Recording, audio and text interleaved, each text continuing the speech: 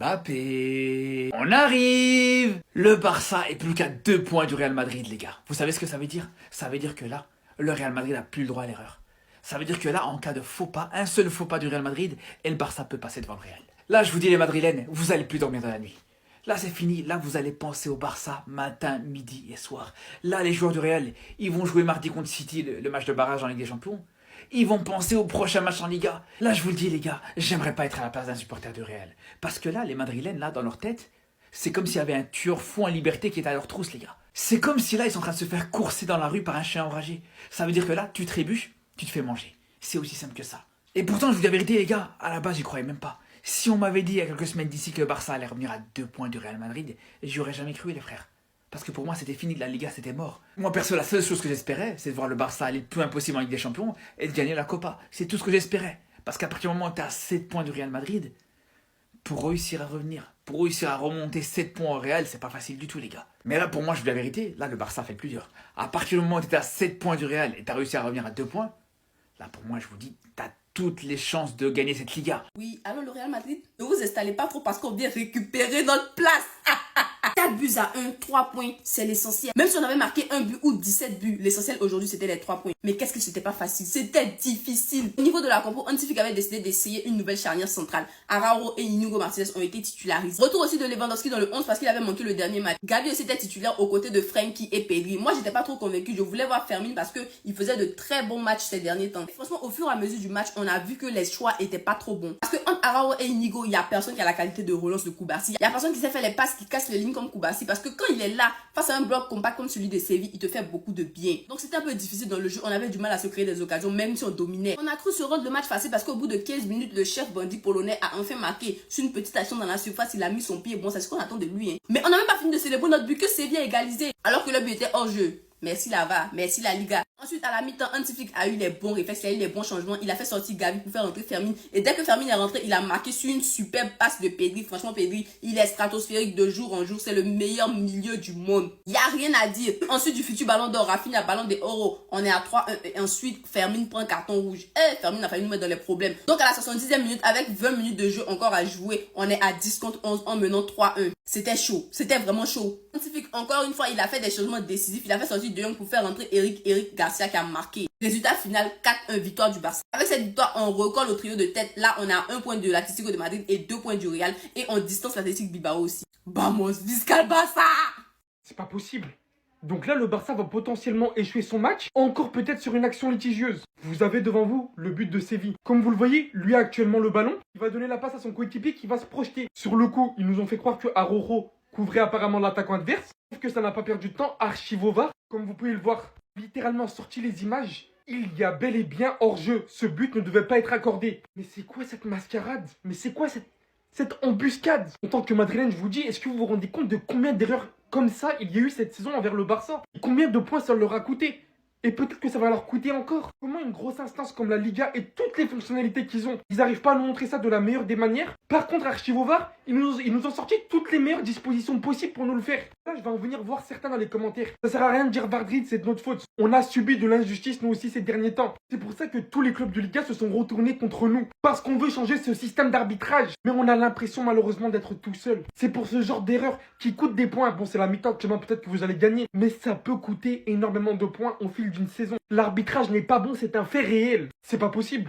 Ça vient de sortir, je vais vous montrer. Donc là, le Barça va potentiellement perdre ce match à cause de ça. Tout s'est passé tellement vite, vous vous posez beaucoup de questions. Restez bien jusqu'à la fin pour tout comprendre. 53e minute, Séville réclame un penalty sur une poussette de Koundé. L'arbitre ne considère pas que c'est une faute, laisse le jeu se poursuivre alors qu'à ce moment précis, il y a 2-1 pour le FC Barcelone. Donc vous l'avez compris, une situation assez frustrante pour Séville, puisque ce penalty plus qu'évident leur aurait clairement permis de revenir au score. Sachant qu'après ce penalty non sifflé, l'action qui suit, c'est Rafinha qui vient marquer le 3-1. Maintenant par contre, ça c'est un fait réel. Ça, c'est un autre fait réel sur le but de Séville. Un but que l'arbitre a considéré valable. Parce qu'apparemment, Araujo ici couvrait l'attaquant adverse. Sauf qu'Archivovar nous a mis les meilleures dispositions possibles juste derrière. Et nous a clairement montré que Araujo ne couvrait pas le joueur adverse. Et qu'il y avait 100% hors-jeu. Donc le but ne devait pas être accordé. Voici un autre fait réel. De ce fait, avec ce que vous avez vu sur Koundé et ici, dans le fond, vous pouvez littéralement considérer ça comme une compensation. L'arbitre a peut-être cherché à se rattraper, mais dans le fond, pour moi, dans tous les cas, il a tué le match. Ça ne nous empêchera pas à la fin de cette vidéo de nous dire qu'encore une fois, il y a une polémique d'arbitrage dans tous les matchs de Liga et c'est catastrophique. Je reste impressionné encore une fois par la qualité de passe de Pedri. Sa passe où il a réussi à avoir Fermin avant que celui-ci écope d'un carton rouge. Mais je le plains énormément d'un côté aussi parce que vu comment il se fait découper dans tous les matchs, c'est une dinguerie. Rafinha son but, hein, c'est trop. Regardez-le bien ici, encadré par 2 joueurs. Il fait littéralement en sorte qu'il se rentre dedans. Il arrive à se défaire, envoyer un missile en dehors de la surface. But. Ce mec-là, c'est pas le meilleur dribbleur. Par contre, il y a tellement de maturité et d'efficacité dans tout ce qu'il entreprend. Ça rend littéralement son jeu chirurgical. 24 buts, 15 passes D. Les Barcelonais vont continuer leur ascension de Ballon d'Or. Malgré son carton rouge qui aurait pu coûter cher à l'équipe, il fait aussi un très bon match. Attention de ne pas sortir des gestes excessifs, faut se contrôler. T'es pas content? Caviar! T'es pas content? Meilleur joueur du monde au mitard! Vous n'êtes pas content? Que des caviars! Je le dis et je le répète, les amis. Pedri est au football ce qu'est le coulant au fondant au chocolat. Pedri est au football ce qu'est le Nutella à la crêpe. Pedri est au football ce qu'est le fromage à la raclette. Caviarman. Oui, c'est comme ça qu'il faut l'appeler maintenant. Caviarman. Les amis, Pedri, c'est pas possible. À quel point c'est le meilleur milieu du monde en ce moment. Mais d'une manière exceptionnelle. On le dit, j'ai l'impression de me répéter après tous les matchs. Mais la manière dont il bonifie le jeu, la manière dont il rassure quand il a le ballon, la manière dont il est capable de conserver ce ballon et de ne jamais le perdre, même quand il est sous pression. Au final, j'arrête pas de le dire au début du match, tu veux presser Pedri, à la fin du match, t'arrêtes de presser Pedri, t'en as marre. Et en première mi-temps, c'est une distribution de caviar. Les 2 passes qu'il fait sur Lamine Yamal, là. La passe qu'il fait sur le but de Fermin Lopez, on va la revoir. Regardez. Non mais en fait, c'est incroyable. Je l'ai dit la dernière fois. On dit que c'est l'appel qui déclenche la passe. Lui, c'est la passe qui déclenche l'appel. C'est sa passe à lui. Pedri, petit piqué, Fermin Lopez de la tête. Juste ici. Pedri, c'est le football, les amis. Oh là là là là là là là là là là. C'est bon? Vous avez compris ou pas? Est-ce que vous avez compris? Non, parce que si vous en voulez encore, il va vous en donner encore. Est-ce qu'en regardant le match ce soir et en regardant le football de Monsieur Pedri, est-ce que c'est rentré dans vos crânes? Est-ce que vous avez compris? Est-ce que vous avez compris? Je vous pose la question que le football, c'est lui. C'est lui cette année le football. Non, c'est trop grave les gars. C'est ma 12e vidéo sur lui. En une semaine, il m'oblige à le faire. Les passes de Pedri, arrête. Sa vision de jeu, mais arrête. Les gars, dites-moi la différence entre cette photo et cette photo. Il n'y a rien du tout, mis à part la carrière, bien sûr, la légende et la longévité. Pedri, c'est Andrés Iniesta à l'état pur. Dans ses mouvements, dans ses passes, dans sa vision de jeu, dans ses allers-retours, dans tout, tu retrouves Andrés Iniesta, t'as l'impression qu'il est dans son corps. Et dites-vous qu'encore une fois, ce soir, Pedri, c'est qu'une passe D. Mais c'est un jour, il est tellement énorme. Tu parles de son match, tu parles du MVP là. Tu parles enfin d'un joueur où on parle pas de statistiques. Parce que là, je vais même pas vous montrer des statistiques.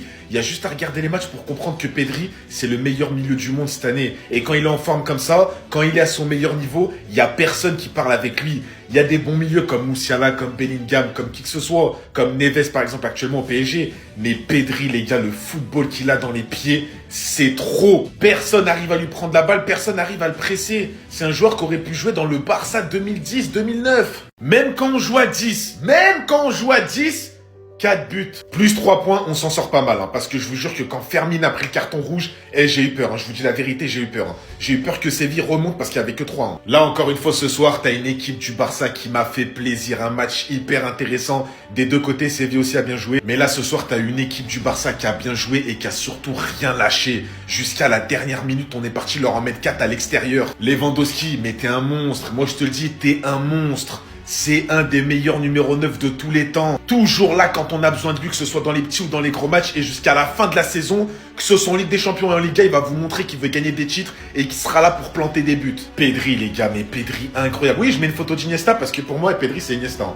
Pedri, les gars, exceptionnel encore une fois, avec son crâne chauve, enfin presque chauve, il lui reste plus beaucoup de cheveux. Incroyable. Dites-moi ce qu'il a envié aux autres milieux de terrain. Non! C'est les autres milieux de terrain, ils ont à lui envier. Encore une passe, mais appelez-le plus Pedri, appelez-le l'OVNI maintenant. Appelez-le l'OVNI.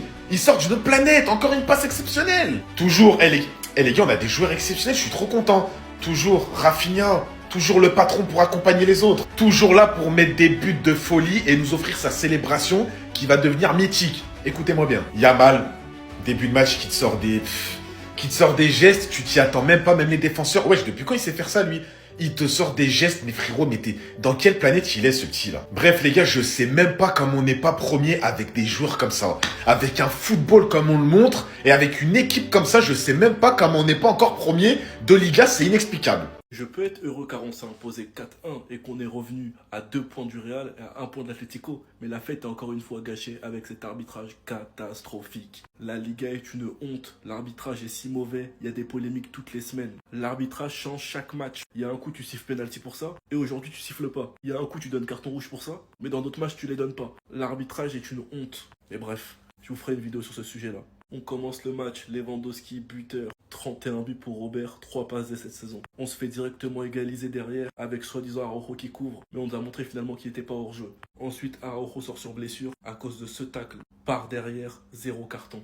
Fermin Lopez, game changer, sur une magnifique passe de Pedri. Première action, il marque, mais il sort juste après, carton rouge. Un penalty pas sifflé sur une faute de Koundé. Je comprends pas ce championnat. Rafinha, buteur, passeur. Il inscrit un magnifique but avec un superbe enchaînement. Et Eric Garcia qui vient mettre le but du 4-1. Rafinha cette saison c'est 27 buts, 13 passes D. Le prétendant au ballon d'or. Et Pedri qui finit homme du match. Enfin bref, sinon vous les gars vous en pensez quoi? Rameux sur Snap, on s'ennuie.